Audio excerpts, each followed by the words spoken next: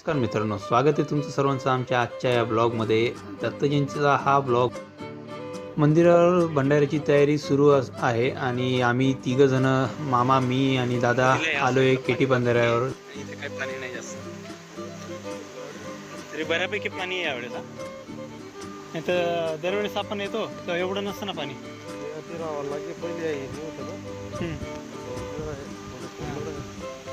पडलं नाही. थोडा वेळ आम्ही इथे टाइमपास केला, थोडं फोटो वगैरे काढले आणि पुन्हा निघालो आम्ही जुन्या मंदिराच्या दिशेने.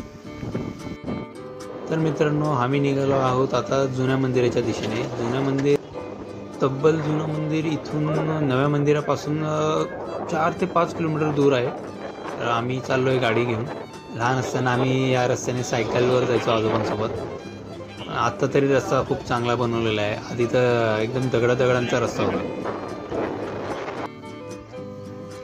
मी आलो होतो मागच्या वर्षी, नाही मागच्या वेळी जेव्हा आलो होतो ना त्यावेळेस इथे मी आणि राहू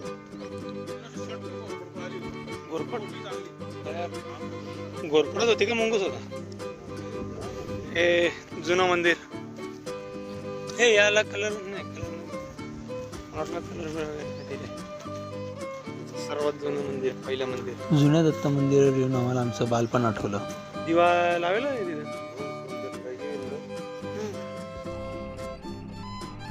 आम्ही तिकडे जुन्या मंदिरावर होतो आणि इथे नवीन मंदिरावर पुऱ्या तळ्याचं सुरू झालं होतं. भंडाऱ्याला आता थोड्या वेळातच सुरुवात होईल मित्रांनो.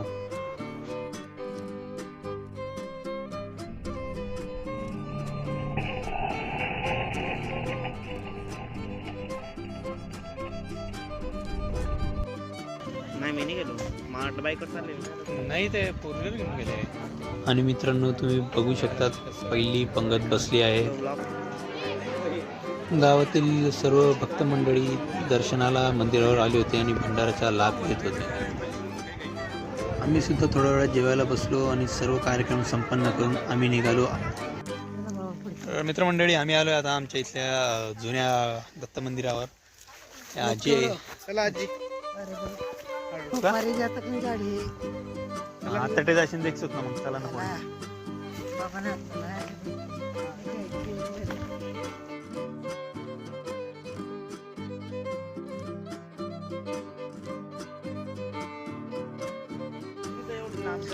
मित्रांनो, जवळपास 10 ते 12 वर्षानंतर आजी पहिल्यांदाच जुन्या दत्त मंदिरावर आल्या होत्या. जाऊ ना मजार मजा.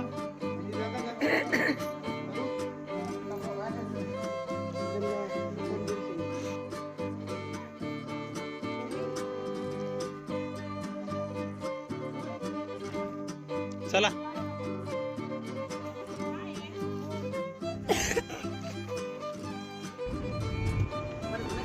तर मित्रांनो, आता आपण चाललो शिवधामकडे.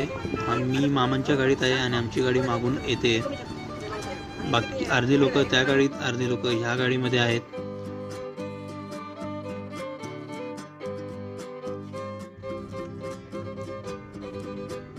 आणि मित्रांनो, आपण शिवधामला येऊन पोहोचलोय आता. आजी काय उतरल्या नव्हत्या खाली. आजींना उतरायचा चढायचा त्रास होतो, त्याच्यामुळे आजी इथं गाडीतच होता. पण मग आम्ही सर्व मंडळी बऱ्याच वर्षानंतर इथे आलो होतो, म्हणून मग दर्शनाला गेलो आम्ही आतमध्ये. मंदिरामध्ये प्रवेश करण्याआधी तुम्हाला एक छान असा नंदी मंडप पाहायला भेटतो. मंदिरात गेले की एक मोठे शिवलिंग आहे.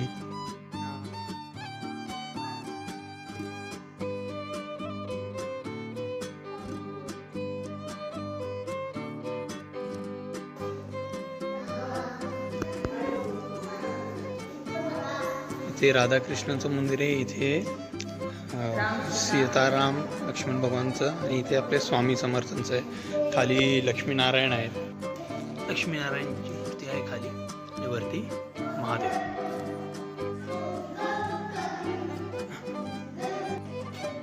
लक्ष्मीनारायण.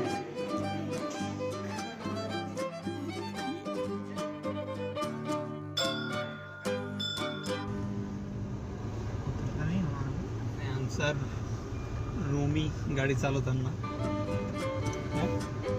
तुला येते का नक्की? नक्की ना? हां, नाही एक तर माझं चॅनल चालू पण नाही झालं, आधीच बंद करून टाकशील. वाटतात ते छोटे छोटे पिल्ले.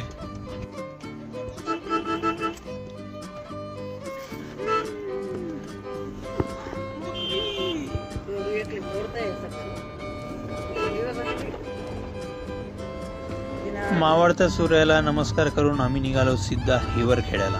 हिवरखेड्याला शंकर भगवानचं खूप प्राचीन मंदिर आहे. हिवरखेड म्हणून गाव, ते ही प्राचीन शिवलिंगाची मूर्ती आहे.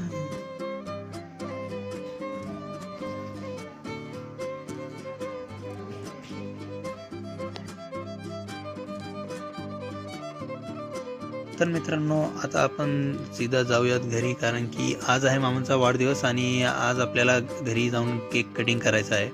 त्यामुळे चला घरी भेटूया, सीधा केक कटिंग.